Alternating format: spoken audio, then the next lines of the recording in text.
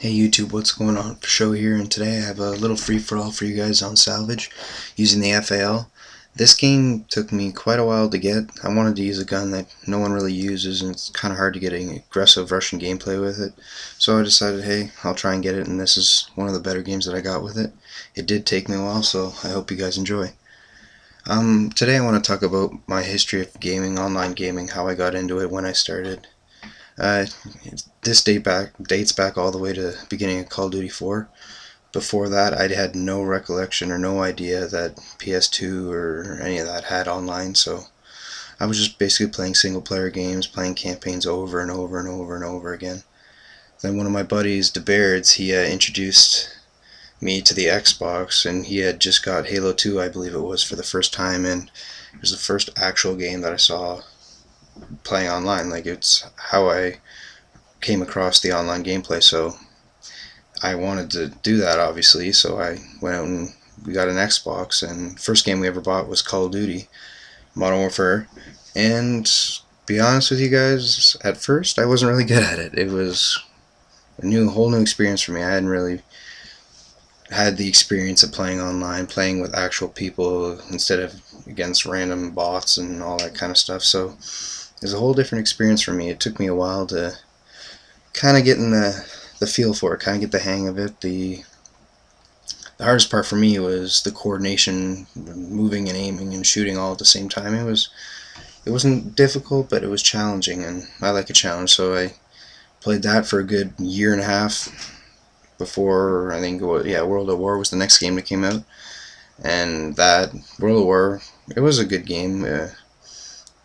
What bothered me the most about it was the lag time between, and the hitboxes. Sorry, that's what it was called. The hitboxes when you shoot, they were a little bit sketchy. They could have been worked on a little bit, but that's no game's perfect. So, but yeah, then it moved on from there to Modern Warfare 2, which in my opinion was the best Call of Duty made besides Modern Warfare number 1. The gameplay was a lot faster, more smooth. The engine, they had an all new engine and all that stuff, so the gameplay was just more fluid. It felt more natural than Call of Duty 4, but I did prefer Call of Duty 4 just because it was the first game I ever played, and comparing that to all the other games I played, nothing has come close to that. That's just my opinion, but yeah.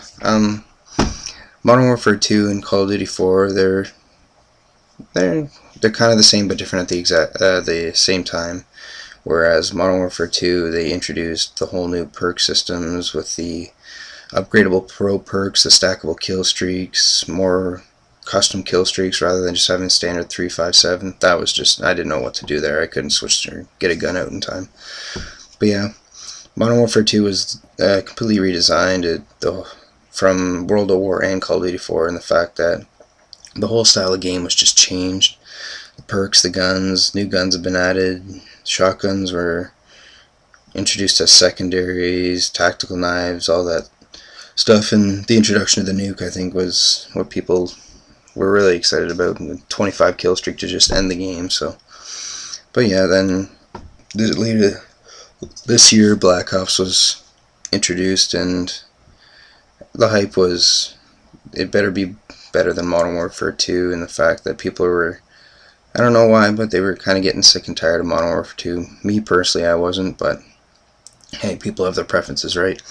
So yeah, there was all this hype up for Black Ops, and I was like, yeah, you know what, I'll pre-order it and then go to midnight launch. So I was figuring, when midnight launch, there'll be at least 100 people standing in line. So I went there 4 or 5 hours early, and when I got there, there was only 2 people standing there. I was just like, huh.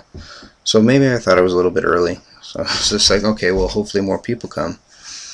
As the night came on, it turned out that, I think, what was it, half hour before midnight, there was only 7 of us here. And then I was like, oh, maybe people aren't putting up the same hype that I am, or anything like that. So I didn't know what was going on. But then as the night came closer and closer to midnight, people started showing up, and I think we had by the time midnight, when they actually were allowed to release the games to everyone, I think there was about 70 to 80 people in line, which was alright, I guess, for the amount of pre-orders that our store had. I think our store had, what was it, a couple hundred pre-orders, and only 70 of them showed up for midnight launch.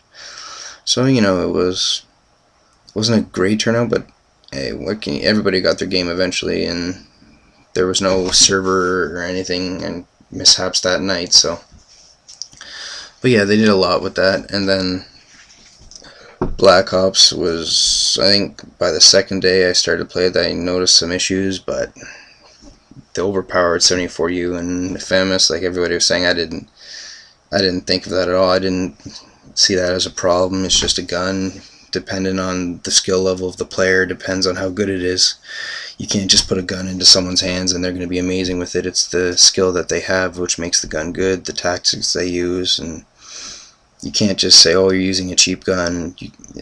Sure, some guns are more powerful than others. They have the advantages over certain guns, but at the same time, it doesn't make any sense. Guns are just guns until you use them and you show off your talent. But anyways, this game is over, guys. I hope you guys enjoyed. It finished, I think, 39, I believe. I can't really see it on the small screen. But yeah, if you guys like it, feel free to like and subscribe. Thanks. Peace, guys.